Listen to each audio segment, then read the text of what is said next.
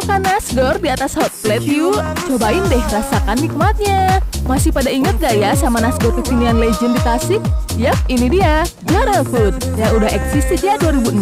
Sekarang mereka punya rumah baru loh, tempatnya di Rukosari, Gunung Salem, Babedahan. Ini tuh pindahan dari Food Court Asia Plaza ya.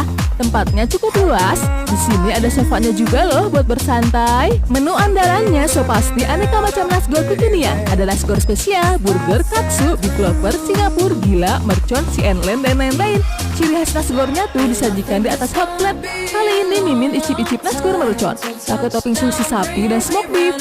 Rasa pedasnya berasa deh, mantap. Oh iya, sekarang menunya makin lengkap coy. Ada menu Indomie kekinian dengan berbagai varian. Mimin cobain tetek seafood dengan topping cumi dan udang. Enak nih. Ada cuangki juga loh yang bisa kalian nikmati. Mimin suka nih kuahnya, rasanya unik